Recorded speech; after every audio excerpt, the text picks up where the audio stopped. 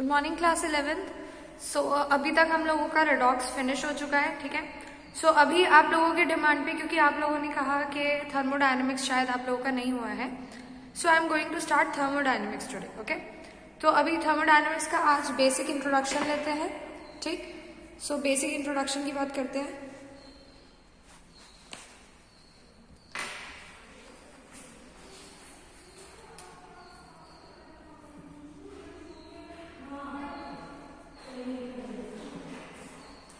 Thermodynamics. So let's see what is thermodynamics first of all. What does thermo means and what does dynamics means? ठीक है। Thermo क्या होता है? Thermo होता है हीट और टेम्परेचर, ठीक। डायनेमिक्स होता है मोशन।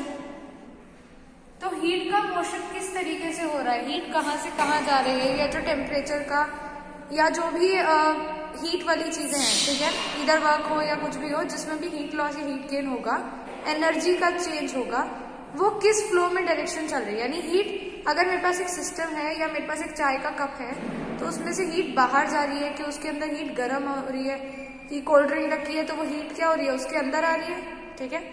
सो ये पूरा का पूरा हमारा किस में आता है, थर्मोडायनेमिक्स में, कि हीट का मोशन किस अकॉर्डिंगली हो रहा है, ठीक है। दैट कम्स अंडर थर्मोडायनेमिक्स, ठीक। अब इसके बेसिक कुछ टर्म्स हैं वो पढ़ते हैं। एक फर्स्ट टर्म यहाँ पर सबसे पहले हम 3 टर्म्स पढ़ेंगे, यूनिवर्स, सिस्टम एंड सराउंडिंग्स,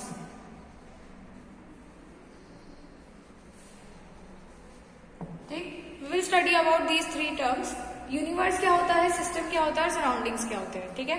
देखो यूनिवर्स क्या है, पहले यूनिवर्स से पहले सिस्टम पढ़ते हैं। सिस्टम क्या होता है? अब देखो, अगर मैं किसी भी चीज की बात कर रही हूँ जिसके अंदर मैं स्टडी कर रही हूँ कि हीट का कैसे लॉस हो रहा है या कैसे गेन हो रहा है, तो जिस भी चीज की हम स्टडी कर रहे हैं, दैट थिंग इज सिस्टम, ठीक है।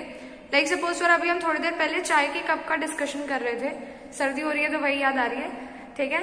तो थोड़ी देर पहले हम चाय के कप का डिस्कशन कर रहे थे। सो वो चाय का कप हमारा क्या हो गया, सिस्टम हो गया, ठीक। तो वो जिसकी हम स्टडी कर रहे हैं, दैट इज सिस्टम, ठीक। उसके आसपास का जो भी इन्वायरमेंट है जिस पर उस चाय के कप से इफेक्ट पड़ रहा होगा, वो हमारा क्या हो जाएगा, सराउंडिंग। जैसे चाय का कप आपने एक रूम में रखा है या कहीं पर रखा है, सो चाय के कप से हीट निकल रही होगी, अगर आप उसके पास हाथ लगाओगे तो उससे क्या होगी, हल्की हल्की सी वार्मथ आ रही होगी, रेडिएट हो रही होगी हल्की हल्की सी वार्मथ, ठीक। सो वो हमारा क्या हो गया, यानी उसके आसपास का एटमॉस्फेयर जहां पर उस चाय के कप से इफेक्ट पड़ रहा है। अब चाय का कप तो बहुत छोटा सा है, ठीक। हम कुछ और बड़ी सी चीज ले सकते हैं, बहुत बड़ा सिस्टम ले सकते हैं, तो हम कुछ भी ऐसा सिस्टम सोच सकते हैं। तो अभी हम चाय का कप छोटा सा एग्जाम्पल ही ले रहे हैं। सो उसके आसपास का एटमॉस्फेयर हमारा क्या हो गया, उसके आसपास का एनवायरमेंट इज सराउंडिंग, ठीक है। वो उसके क्या हो गए, सराउंडिंग्स हो गए। अब यूनिवर्स क्या हुआ, यूनिवर्स होता है सिस्टम और सराउंडिंग्स दोनों का कॉम्बिनेशन, यानी टोटल जो भी है हमारे पास वो क्या है, यूनिवर्स। उसमें से जिसकी हम स्टडी कर रहे हैं वो है सिस्टम, बाकी बचा हुआ हमारा क्या हो गया, सराउंडिंग्स हो गया। यहां तक बात सारी क्लियर होगी, ठीक है। यूनिवर्स, सिस्टम, सराउंडिंग्स हमें समझ आ गया, ठीक। अब टाइप्स ऑफ सिस्टम की बात करते हैं। यहां पर स्पेशल मैं ये बता रही हूँ, टाइप्स ऑफ सिस्टम की बात करते हैं। अब सिस्टम हमारे पास 3 टाइप्स के होते हैं, open system, close system and third is isolated system, ठीक। अभी ओपन सिस्टम क्या होता है, ओपन सिस्टम स्टैंड्स फॉर, अगर मेरे पास कोई, मान लो वही चाय का कप ही ले लेते हैं और ये मेरे पास ऐसे खुला हुआ रखा है, इसमें मैंने कुछ ढका हुआ नहीं है, तो देखो अगर इसमें चाय है तो यहाँ साइड से क्या होगी, हीट, यहाँ साइड से हमको क्या मिलेगी, हीट मिलेगी। चाय का कप आपका गर्म होता है ना, यहाँ से हीट का एक्सचेंज हो रहा है, और ऊपर से आपका क्या आ रहा होगा, धुआं आ रहा होगा, तो ये किसका एक्सचेंज हो रहा है, मैटर का। तो ओपन सिस्टम वो होता है जिसमें मैटर का एक्सचेंज पॉसिबल है, ठीक है, क्योंकि यहाँ से क्या है, धुआं निकल के मैटर निकल करके जा सकता है। अगर ये ढका होता तो इसमें से सिर्फ और सिर्फ क्या होता, हीट ही पास कर पाती। ओपन सिस्टम कौन सा है, जो खुला हुआ सिस्टम है जिसमें से मैटर और हीट दोनों एक्सचेंज हो सकते हैं। Next come to close system. Close system क्या है, अब यही चाय का कप मैंने लिया और इस पे एक प्लेट रख दी, जैसे ही मैंने प्लेट रखी तो ये वेपर्स आने बंद हो गए, सही है। सिर्फ और सिर्फ अब किसका एक्सचेंज हो रहा है? हीट का। मैटर का कोई एक्सचेंज नहीं हो रहा, ओनली हीट इज एक्सचेंज। तो ये हमारे पास क्या हो गया? क्लोज सिस्टम हो गया। नेक्स्ट आता है आइसोलेटेड सिस्टम। आइसोलेटेड सिस्टम में क्या है? अब थर्मस फ्लास्क है मेरे पास, ये मैं इस तरह का बना रही हूँ गंदा सा। ये मेरे पास थर्मस फ्लास्क, थर्मस बॉटल है, ठीक। अगर मैं इसके अंदर चाय डाल दूंगी, ठीक, तो इसके अंदर क्या होगा? हीट का एक्सचेंज होगा? नहीं होगा। मैटर का एक्सचेंज होगा? नहीं होगा, क्योंकि हमने तो इसको ऊपर से बंद किया हुआ है। तो इस केस में ना हीट का एक्सचेंज होता है और ना ही मैटर का एक्सचेंज होता है। यहां तक बात हमको क्लियर हो गई अच्छे से, ठीक है, कि ना हीट का एक्सचेंज होगा और ना ही मैटर का एक्सचेंज होगा, ठीक। नेक्स्ट कम टू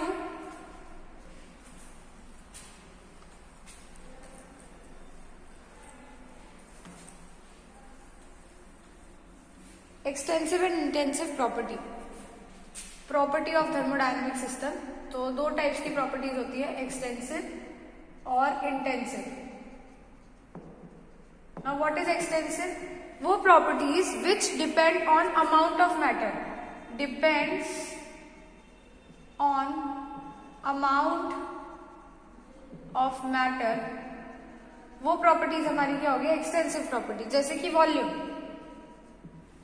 ठीक है। वॉल्यूम कैसे? 1 लीटर पानी लो, वॉल्यूम ऐसे, अगर मास बढ़ाऊंगी 1 किलो पानी लूंगी, 1 क्विंटल पानी लूंगी, तो वॉल्यूम में भी तो डिफरेंस आ जाएगा ना। तो वॉल्यूम किसका ज्यादा होगा? 1 क्विंटल का ज्यादा होगा, ठीक है। तो वॉल्यूम किस पे डिपेंड कर रहा है? अमाउंट ऑफ मैटर पे। जितना ज्यादा मैटर होगा उतना ज्यादा ही वॉल्यूम होगा, ठीक। Next intrinsic property, do not depends on amount of matter, ठीक है। For example density. अब डेंसिटी कैसे? अगर मेरे पास 1 बाल्टी पानी हो, 10 बाल्टी पानी हो, टब भर के पानी हो, समुद्र भर के पानी हो, नदी भर के पानी हो, सबकी डेंसिटी क्या रहेगी? वही सेम, 1 ग्राम पर centimetre cube. Density of water will be same. So क्या है, यहाँ पर हम बात करें डेंसिटी की, वो क्या है? अमाउंट पे डिपेंड नहीं करती। मैं 1 बाल्टी पानी लूं, मैं 10 बाल्टी पानी लूं, मैं कितना ही पानी ले लूं, 1 क्विंटल ले लूं, पर डेंसिटी पे कोई इफेक्ट नहीं आने वाला। Density would be the same, ठीक है। चलिए नेक्स्ट बात करें। अब 1-2 चीजें और है इस चैप्टर के अंदर, अभी थोड़ी सी बेसिक सी। Next come to thermodynamic processes. अब थर्मोडायनेमिक प्रोसेसेस कौन कौन से होते हैं?